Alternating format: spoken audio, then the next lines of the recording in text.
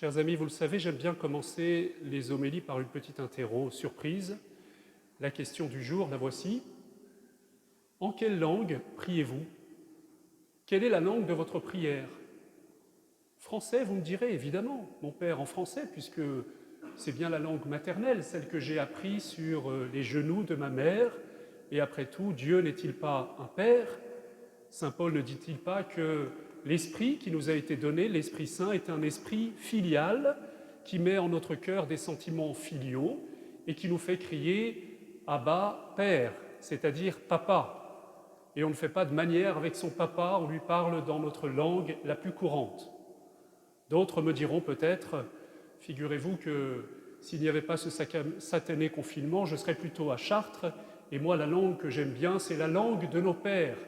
Cette langue si noble, qui en réalité à l'origine est une langue vulgaire, puisqu'elle a donné naissance à la Vulgate, vous avez reconnu le latin, mais le latin qui m'enracine dans une longue tradition de prière, de méditation, depuis 2000 ans, et qui me met en communion avec l'Église universelle. Peut-être que vous préférez cette langue, et peut-être que les envolées du grégorien, eh bien, vous donnent des ailes et permettre à votre cœur de s'élever.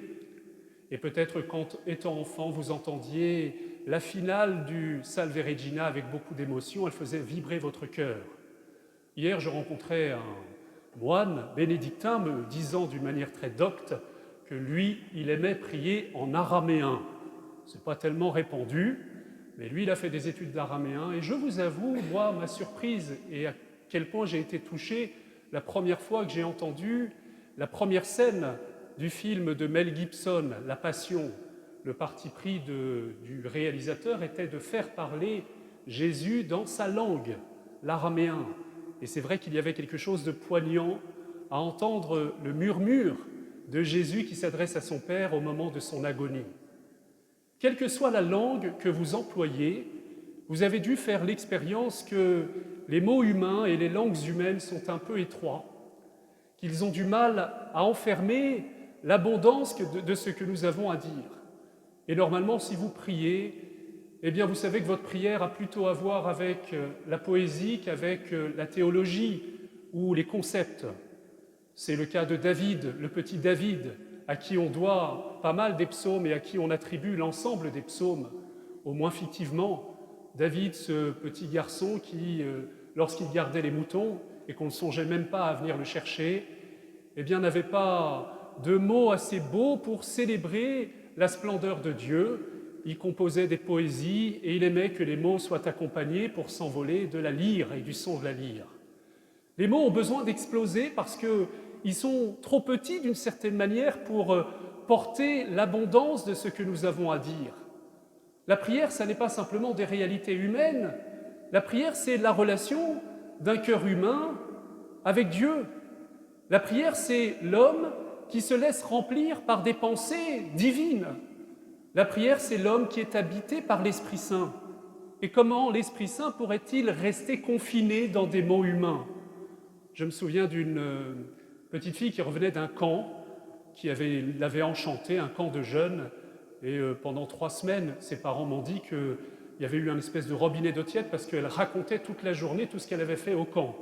Et vous imaginez qu'au bout de 3 semaines, ses frères et sœurs et ses parents écoutaient de manière un peu distraite.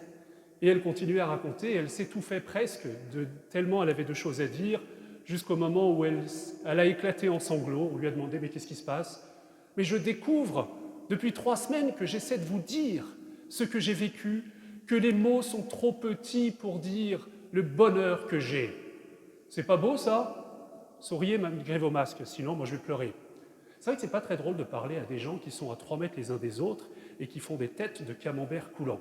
Parce que je vous annonce une bonne nouvelle, Christ est ressuscité, l'Esprit Saint vous est envoyé, et ce merveilleux confinement qui nous a permis de vivre de merveilleuses choses est terminé. Alors, sourions et intéressons-nous à cette question de la prière. Les mots sont trop petits. Notre prière, bien souvent, a besoin de s'exprimer d'une autre manière.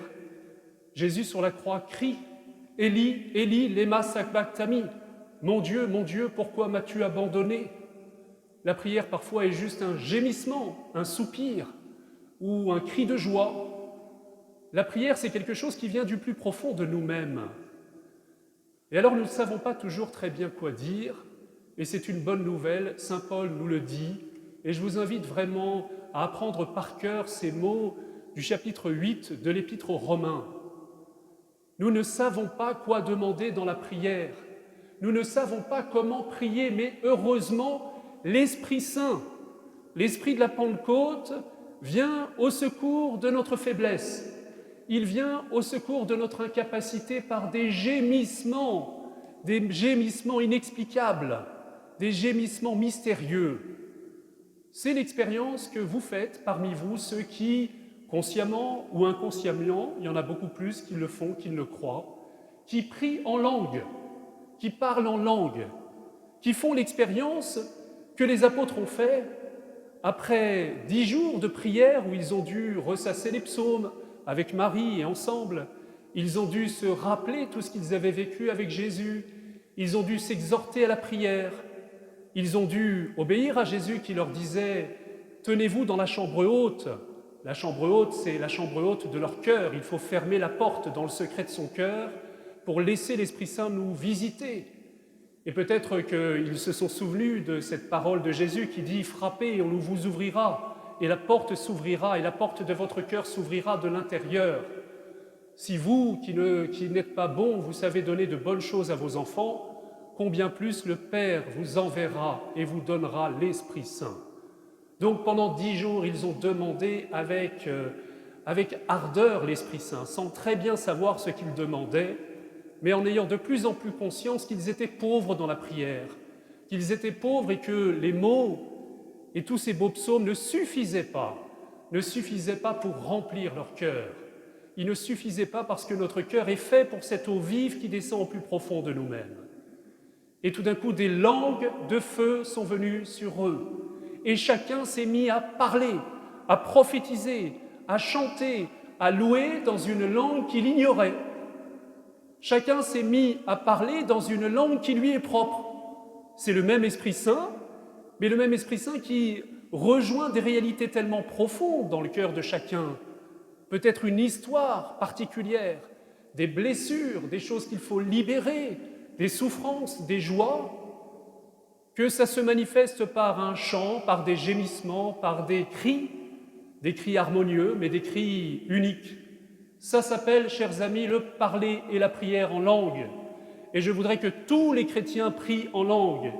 Et là, je vous ai perdu. Et là, vous vous dites, ça y est, il est reparti dans ses délires mystiques, c'est sympathique, mais il faut quand même arrêter le sketch. Eh bien, je vous dis, vous avez tout faux, parce que vous passez à côté de la plus grande joie qu'on peut avoir dans la vie chrétienne. C'est d'être rempli de l'Esprit Saint, c'est d'être ivre. Et si vous demandez, en m'entendant, est-ce qu'il n'a pas un peu forcé sur les apéros partagés en confinement ? Je vous le dis comme les apôtres, non, je ne suis pas encore ivre. Ça viendra peut-être plus tard. Mais je vous annonce une bonne nouvelle, l'Esprit Saint veut nous remplir de son ivresse. L'Esprit Saint veut nous visiter par des gémissements inexprimables. L'Esprit Saint veut prier à notre place. Nous sommes des nazes dans la prière. Nous sommes des nuls en prière. Notre cœur est trop étroit, nos mots sont trop petits. Alors il y a un moment où il faut lui dire, comme quand vous imaginez que vous prenez quelqu'un en stop et qu'il vous dise « j'ai pas tellement confiance dans la manière dont vous conduisez, laissez-moi prendre le volant ». Ça s'appelle le baptême dans l'Esprit Saint. Ça s'appelle l'effusion de l'Esprit Saint.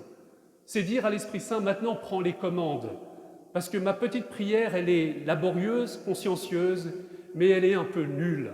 Alors si tu pouvais prendre le relais, si tu pouvais toi-même prier en moi, et vous ne savez pas ce que vous dites quand vous gémissez, quand vous laissez votre langue balbutier comme un enfant, comme un petit enfant qui balbutie, mais il y a beaucoup de choses qui se disent dans les babillements d'un enfant. C'est le plus profond de sa relation à ceux qui l'entourent, à ses parents qui se dit.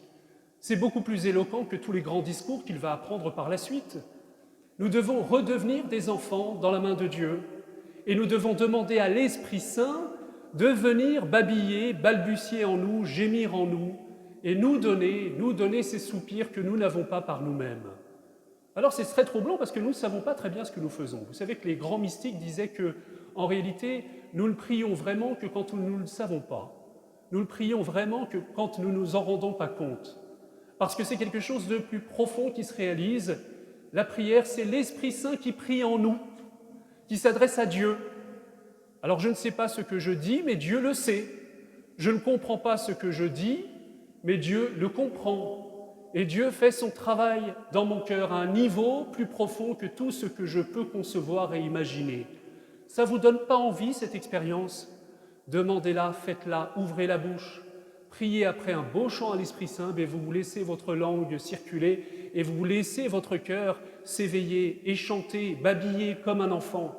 Faites l'expérience des apôtres. Priez par l'Esprit Saint. Ne priez pas tout le temps l'Esprit Saint de vous visiter en serrant les poings et en serrant les dents, mais laissez, croyez que l'Esprit Saint est en vous et qu'il veut, comme une eau vive, circuler à travers vous. C'est ça la prière par l'Esprit Saint. Et lorsque les apôtres ont été visités par cette puissance de prière en eux, eh bien, ils voient les choses complètement différentes. Quel est l'effet de ces langues, de ce parler qui les visite, de cette langue mystérieuse qui les visite? D'abord, elles brûlent. Qu'est-ce qu'elles brûlent? Elles brûlent leurs péchés, elles brûlent leurs peurs, elles brûlent leurs repliements, elles font dilater leur cœur. Cette semaine, le 26 mai, nous avons célébré la fête de Saint Philippe Néri, ce merveilleux saint. Saint Philippe Néri, ce saint de la Renaissance italienne, qui a eu un jour une effusion de l'Esprit Saint alors qu'il était dans les catacombes, et son cœur s'est dilaté physiquement, à tel point que quand on a fait l'autopsie après sa mort, on a observé que 3 côtes avaient éclaté, tellement le cœur était matériellement grossi, ça le faisait souffrir, mais l'amour de Dieu brûlait son cœur. Et il suffisait parfois qu'il serre quelqu'un dans ses bras pour qu'il soit guéri par la présence même de l'amour de Dieu. D'abord, l'Esprit Saint vient nous brûler. Il vient nous brûler de l'intérieur, il vient nous visiter. Il vient surtout brûler nos peurs. Et le résultat, vous le voyez, les apôtres montent sur le toit, alors que quelques minutes avant, ils étaient confinés, claquemurés, ils avaient peur. Ils avaient peur de leurs voisins, ils avaient peur des Juifs, ils avaient peur des Romains, ils avaient peur de tout le monde. Ils avaient peur de leur ombre, dans le cas de Thomas, de Pierre et des autres. Et tout d'un coup, ils se lèvent, tout est transformé en eux. Et ils se mettent, par ces langues de feu, à parler. Et voilà qu'ils disent des choses intéressantes tout d'un coup. Voilà que Pierre dit des paroles qui touchent les cœurs des autres. Ce serait tellement important que les prédicateurs demandent l'Esprit Saint, parce qu'après des heures et des heures et des heures de sermons, qu'il y ait au moins une parole qui touche le cœur, une parole qui transperce le cœur. Ça m'est arrivé une fois, quelqu'un m'a dit « Votre homélie m'a transpercé le cœur. » Quand ça? Quand vous avez dit à la fin « Amen », parce que j'ai su que c'était terminé. Donc patience, ça va venir. Mes chers amis, il faudrait que tout d'un coup, ce ne soit plus nous qui parlions, mais l'Esprit Saint qui nous guide. C'est cette expérience-là. Et vous vous surprendrez à dire quelque chose qui vient à point nommé pour l'autre. Ça s'appelle un charisme de connaissance. C'est quelque chose que l'Esprit Saint vous donne. Oh, c'est pas forcément quelque chose d'immense. Je suis sûr qu'il vous est arrivé d'être près de quelqu'un et vous étiez dans un esprit de prière, de louange, et puis vous sentez que vous avez quelque chose à lui dire. Et malheureusement, une petite voix vous a dit, parce que vous êtes bien élevé, malheureusement, non, ça ne se fait pas, tu ne vas pas la déranger. Et peut-être que cette parole aurait encouragé, touché le cœur de cette personne et aurait bouleversé sa vie. Eh bien, c'est cela, vivre dans l'Esprit Saint, prier dans l'Esprit et par l'Esprit Saint, c'est-à-dire laisser l'Esprit Saint mettre en moi ces gémissements inexprimables qui touchent le cœur de Dieu. Parce que la propriété de l'Esprit Saint, c'est qu'il sonde tout. Il peut aller au plus profond des ténèbres humaines, il peut aller dans les tréfonds de l'âme humaine, même là où nous ne savons pas aller, même là où la meilleure des psychanalyses ne descendra jamais, et puis il peut nous élever plus haut que les étoiles, plus haut que les sphères, plus haut que les anges, dans les hauteurs, avec les archanges, avec tous ceux qui contemplent la gloire de Dieu, c'est-à-dire dans le mystère même de la Trinité. Qu'est-ce que c'est que la Trinité? C'est un échange d'amour éternel entre le Père et le Fils qui se disent des choses inexprimables, mais un amour immense dans lequel nous serons plongés pour l'éternité. Et cet amour échangé entre le Père et le Fils c'est l'Esprit Saint. C'est ce souffle d'amour, ce sont ces gémissements d'amour, ces murmures entre eux qui sont mis dans notre cœur. Ça veut dire qu'il n'y a rien de moins que l'amour qui unit le Père et le Fils qui m'habite dans mon cœur d'enfant, dans ces gémissements, dans ce qui n'a l'air de rien. Alors je vous en supplie, osez ouvrir la bouche, osez gémir. Quand vous recevrez Jésus dans votre cœur tout à l'heure, lorsque vous communierez, laissez Jésus prier en vous. Laissez l'Esprit Saint passer à travers vous. Soupirez, balbutiez, chantez. Tant pis pour votre voisin, il fera la même chose. Et ce sera une merveille qui s'élèvera jusqu'au ciel et qui trouvera le plafond de cette église qui n'a rien demandé, parce que je vous annonce que pendant le confinement, eh bien, il y a eu des inondations. D'ailleurs, ça pourrait permettre de vous faire ratterrir. Si vous pensez que je suis allé trop haut, il faudra un jour qu'on reparle du denier de l'église. Rassurez-vous, j'arrive au bout. Amen.